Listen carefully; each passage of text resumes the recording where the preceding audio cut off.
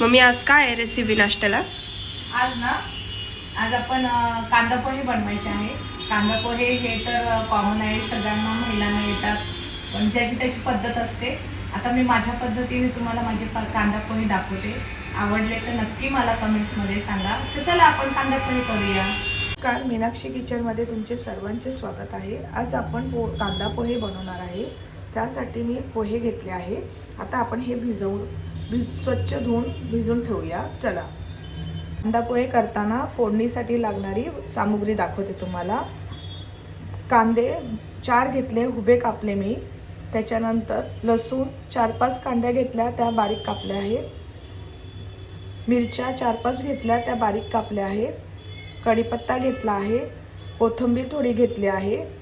आता आपण कांदे पोहेमध्ये लागणारे मसाले ते पण तुम्हाला मी दाखवते. त्यासाठी लागणारे मसाले: चवीनुसार मीठ घेतलं आहे, 1 चम्मच जिरा घेतला आहे, अर्धा चम्मच राई घेतला आहे, हळद अर्धा चम्मच घेतला आहे आणि साखर 1 चम्मच घेतला आहे. तर चला आता आपण बाकी सामग्री पण तुम्हाला मी दाखवते. अर्धा वाटी शेंगदाणे घेतले आहे, 1 बटाटा बारीक कापला आहे, बघू शकता, धुवून घेतला आहे, खोबरं ओलं.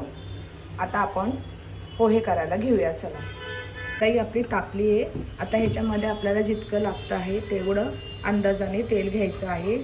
मला जितकं लागतं तेवढं मी घेते.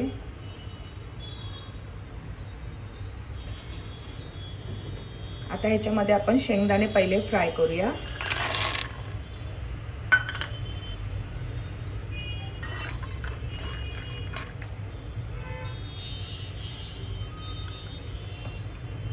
आणि आपले फ्राय झाले. आता हे मी काढून घेते. आता आपण ह्याच्यामध्ये मोहरी टाकूया. सर्वप्रथम मोहरी आपली कडकडली आहे. आता आपण ह्याच्यामध्ये जिरं पण टाकून घेऊया. मोहरी मी अर्धा चम्मच घेतली होती, जिरं मी 1 चम्मच घेतला आहे. आता आपण ह्याच्यामध्ये मिरच्या पण टाकून घेऊया. मिरच्या मी 4-5 घेतल्या आहे. मगाशी मी सांगितलं तुम्हाला. लसूण 4-5 कांड्या बारीक कापल्या आहेत. आता आपण हे एकत्र मिक्स करूया. आता आपला लसूण आणि मिरची वगैरे चांगली फ्राय झाली आहे. आता याच्यामध्ये आपण कांदा टाकूया. मी जे 4-5 कांदे उभे कापले आहे ते टाकते आणि आपण एकत्र करू, गुलाबी करूया.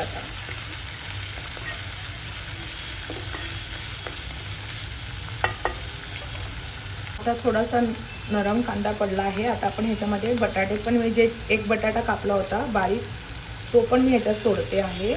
आणि आपण आता हे एकत्र करू.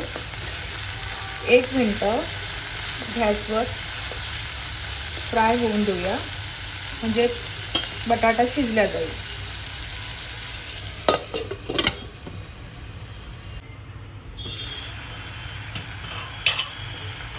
आता आपण ह्याच्यामध्ये कढीपत्ता पण टाकून घेऊया. 1 मिनिट आपण बटाटा शिजवण्यासाठी ठेवूया झाकून.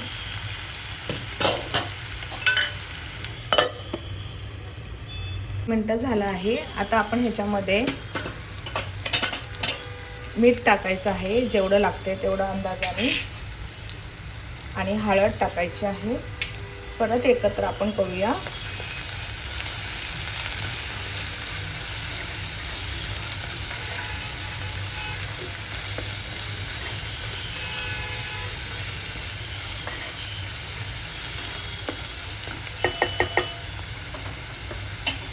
आता बारीक गॅसवर आपण 1 मिनिट आपण ठेवूया. मिनटं झालं आहे आपला. आपण बघू शकतो, आपण तुम्ही बघा, हे व्यवस्थित फ्राय झालं आहे. आता आपण ह्याच्यामध्ये पोहे टाकायचे आहे. जे मी भिजवले होते ते पोहे मी आता ह्याच्यामध्ये टाकत आहे आणि आपण एकजीव करायचं आहे. आता याचं एकत्र करून घेऊया.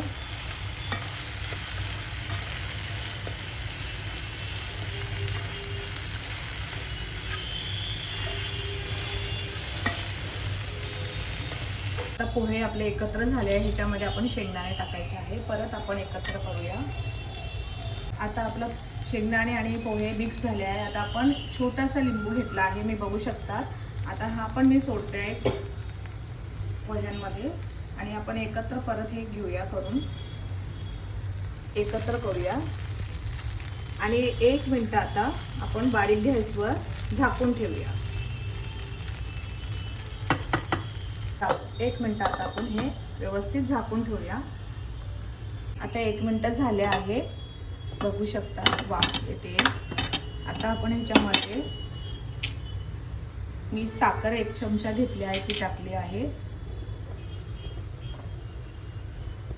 एकत्र हलवून घेऊया. तर एकत्र झाली आपली. आता आपण कोथिंबीर सोडूया आणि 1 मिनिट परत आपण झाकून ठेवूया.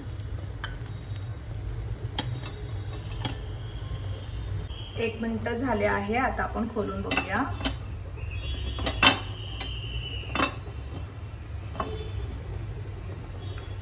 बघू शकता पोहे.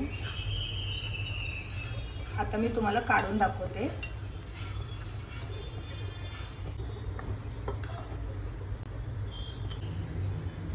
बघू शकतात पोहे आपले तयार झाले आहे. आता आपण ह्याच्यामध्ये सर्वप्रथम कोथिंबीर टाकूया.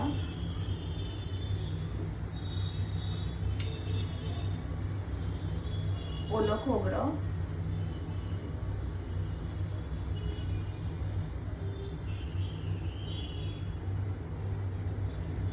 आणि शेव,